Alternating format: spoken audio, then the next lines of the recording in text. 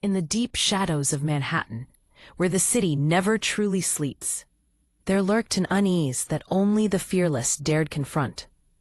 I was one of those weary souls, a 26-year-old delivery driver, navigating the pulsating arteries of the city, my mind drifting in and out of consciousness as the clock ticked mercilessly toward 3 a.m. Little did I know, the ordinary hum of the subway would soon transform into a haunting symphony of fear. It was a typical Tuesday when the downtown 6 train became my unbidden stage for horror. Alone, enveloped in the scent of stale air and metal, I surrendered to the weight of exhaustion, only to be jolted awake as the train screeched to an unexpected halt between stations. The lights flickered before surrendering to darkness, a shroud that felt alive, wrapping around me like a cold, wet blanket. Then, as if the universe had flipped a switch, the lights returned, revealing a figure across from me that defied all logic. It was massive, an imposing silhouette pushing 8 feet tall, its body draped in dark matted hair that glistened under the fluorescent glow. My heart thundered in my chest as it slumped in the subway seat, a creature far too large for such confined space.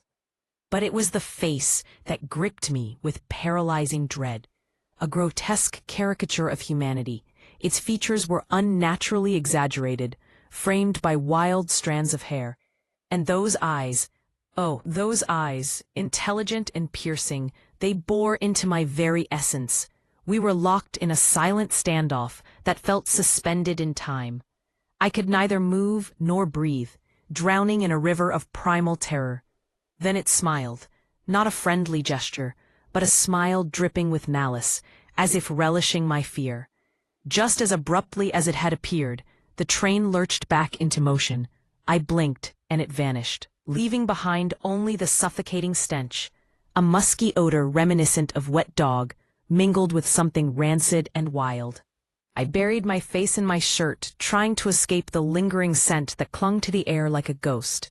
An older woman boarded at the next stop, recoiling from the smell and hastily retreating to the opposite end of the car. I returned home in a daze, attempting to convince myself it was all a hallucination born of exhaustion. Yet deep within my core, I understood what I had witnessed was indisputably real. The next few days spiraled into a whirlwind of obsessive research. I scoured the internet, diving into tales of Bigfoot NYC and cryptid sightings in the subway system.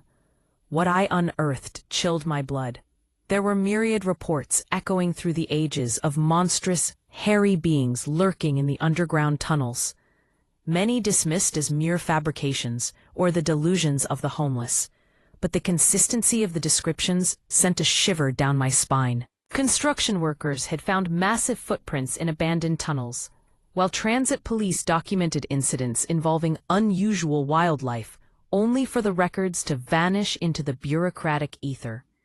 And then the disappearances, people who vanished between stops, their metro cards confirming their entry into the subterranean maze, yet never surfacing. Official narratives labeled these individuals as runaways or victims of circumstance. But what if the truth was far darker? My world shrunk to a claustrophobic focus, each passing day amplifying the feeling of being watched. As I walked the city streets, shadows slipped through my peripheral vision, dark shapes darting into alleyways just beyond my gaze. I caught that foul stench at subway platforms again. 3 times within a week I was reminded of that nightmarish encounter. Each time I scanned the surroundings, my heart racing yet finding nothing amiss. Yesterday, the horror intensified. As I climbed the fire escape to my 4th-floor apartment, I stumbled upon muddy footprints, claw-marked, nearly double the size of my own, trailing ominously to my door. This morning's revelation sent me spiraling further. Scratched crudely into the paint of my apartment door were symbols I did not recognize. Pictographs, primal in nature, one depicting a stick figure, myself, with an X drawn through it. Panic clawed at my throat as I attempted to document it with my phone, only for the device to crash, the images refusing to upload. Each time I sought help, my camera malfunctioned, as if the very technology conspired against me. Now, I write this from a coffee shop, my heart pounding in my chest. I can't return home. I'm too terrified to confront what's waiting for me there.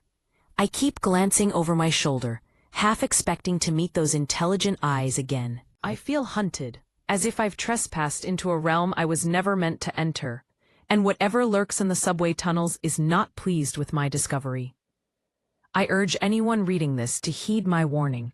If you find yourself riding the NYC subway late at night and catch a whiff of something foul and musky, disembark at the next stop. And if by chance you see something that resembles a person but feels off, do not engage, do not make eye contact.